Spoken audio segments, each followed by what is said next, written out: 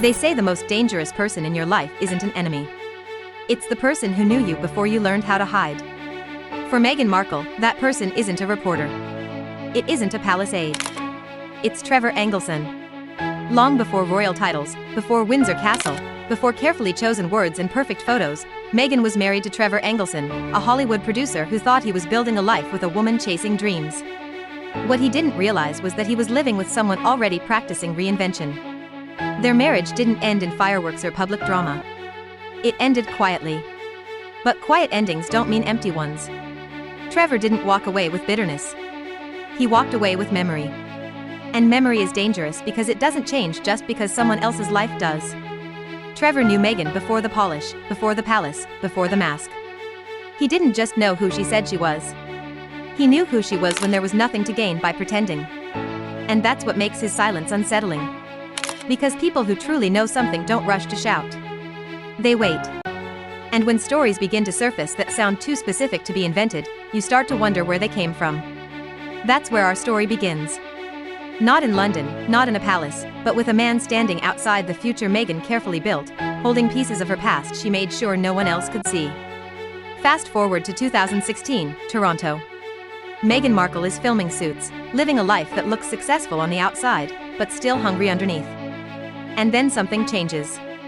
Prince Harry enters the picture quietly, secretly slipping across borders without the palace spotlight. On the surface, it's a love story just beginning, a private visit, a hidden romance. But according to accounts tied to Trevor's old circle, that night was anything but innocent. This wasn't just dinner. This wasn't just wine. Sources describe Meghan organizing what Toronto nightlife insiders called a run. In simple terms, that means arranging the kind of indulgence that doesn't leave receipts, substances, excess, a night that could spiral fast if anything went wrong. And then there was a name that made people go silent when it was mentioned. Princess Eugenie, Harry's cousin. Whether she was involved, aware, or simply referenced doesn't matter. Her name alone raised the stakes to a dangerous level. Because now this wasn't just about Meghan and Harry. This was about the royal family. Something went wrong that night. Not a full explosion, but a close call. A moment where exposure brushed right up against disaster. One wrong move, one phone call, one leak, and the entire relationship could have ended before it ever became public. And yet, nothing happened. No police, no headlines, no whispers in the morning papers, just silence. To understand why the Toronto night didn't shock people who knew Meghan, you have to understand where she lived. Not her apartment, but her world. Toronto wasn't just a filming location. It was where Meghan built a second identity. And that identity revolved around Soho House. Soho House wasn't a regular club. It was a private playground for the powerful. No cameras, no questions. On the surface, it looked like wine, laughter, and quiet luxury. But behind closed doors, insiders described a sharper menu. Indulgence without consequences, excess without witnesses. And Meghan wasn't drifting through this world by accident. People who partied with her didn't describe her as a guest. They described her as a connector.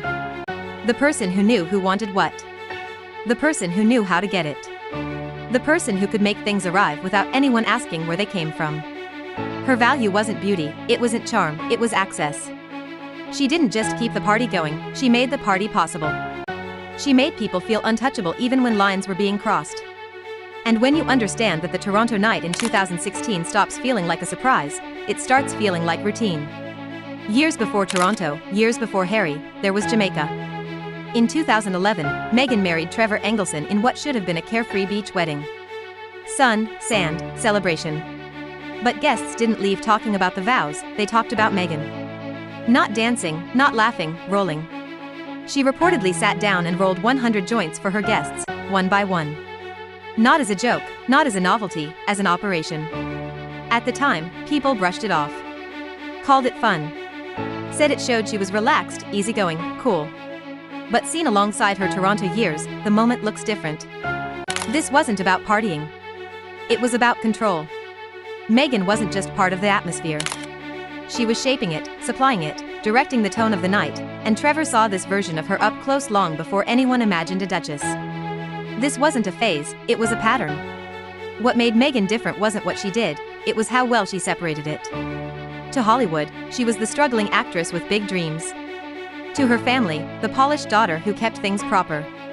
To Prince Harry, the understanding partner who made him feel safe. And to the Toronto nightlife circle, she was bold, confident, and unflinching. The one who knew how to make nights stretch on forever. These worlds never touched, not by accident, by design. Meghan learned to give each group just enough of herself to feel trusted while keeping the rest hidden. She let everyone believe they knew her without ever letting them compare notes. That wasn't chaos. That was strategy. And once you see that Toronto 2016 stops looking like a risky mistake, it looks like the moment all her skills came together under the highest stake she had ever faced. She didn't trip into that night, she knew exactly how to move through it. And the most important question isn't how she survived it. It's why the next person in her life didn't run when he saw it. Most people assume Prince Harry was naive, that he was fooled, that he didn't see warning signs, but Harry wasn't new to scandal. Before Meghan, there were Vegas photos, late nights, and whispers the palace worked overtime to contain. Harry didn't need someone to clean him up. He needed someone who wouldn't panic when things got messy. And that's where Meghan fit perfectly. She didn't judge the chaos. She understood it. More than that, she knew how to manage it. She knew how to keep indulgence quiet, how to move through shadows without leaving fingerprints. To Harry, that felt like freedom. Inside palace walls, everything leaked. Every mistake became a headline. Every slip was managed by handlers who treated him like a problem. Meghan offered something different. Discretion, control, safety. She wasn't just a girlfriend, she became the one person who could see his darker side and not flinch. The one person who didn't try to fix him, but instead made the risk feel contained. That kind of bond doesn't grow slowly. It locks in fast. And that's why Harry didn't run, because Meghan didn't represent danger to him. She represented escape. Every reinvention leaves marks. Meghan's just happened to be written on her face. Old photographs show softer features, a wider nose, familiar lines that mirrored her family. Over time, those features sharpened. The bridge narrowed, the structure changed. Officially, it was cosmetic refinement, Hollywood polish. Nothing unusual, but whispers from her Toronto years suggested something else. Heavy cocaine use doesn't just fade away. It damages cartilage. It collapses tissue from the inside. At that point, surgery stops being about beauty. It becomes repair. Seen through that lens, each procedure wasn't just a makeover. It was a burial. Another layer placed over a version of herself she couldn't afford to let resurface. Her face wasn't just changing. Her past was being rewritten. But Meghan didn't only erase features. She erased people. Friends from Toronto vanished from her circle. College connections faded into silence. Family ties fractured. Trevor Engelson, the man who knew her earliest patterns, was cut out completely. This wasn't drifting apart. It was removal. The cycle stayed the same every time. Build a world. Extract what's needed. Erase the witnesses. Start again. By the time questions began to surface, there was no one left who could easily stitch the past together. Anyone who remembered a different Meghan no longer had access to the new one.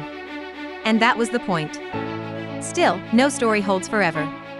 Meghan once said she never Googled Prince Harry. Then in another interview, she described his traits with the detail of someone who had studied him closely. She said she was isolated in the UK, trapped and cut off. Yet records showed frequent travel: Italy, Amsterdam, New York. Then came the secrecy around Archie's birth. No full certificate, questions left unanswered. Even her own birth year became a quiet point of confusion, a small detail in Hollywood, but a serious one in royalty. And the palace noticed early biographies painted Meghan as exceptional. A scholar, a humanitarian, fluent in languages, decorated with achievements. Then quietly those details disappeared, her profile was reduced to a single line. Meghan Markle, actress from Suits. For an institution obsessed with precision, that wasn't accidental. It was distance. So who is Meghan Markle? A woman swept up by fate, or a strategist who mastered reinvention, control, and eraser long before the crown came into view? The evidence points to someone who didn't stumble into history. She designed her way there. And that's why the story still lingers, because for every polished photo, there's a shadow just outside the frame. For every carefully chosen word, there's a memory someone else still holds. Trevor Engelson remembers. Toronto remembers. Jamaica remembers. And the most unsettling part isn't what's already been hidden. It's what hasn't surfaced yet.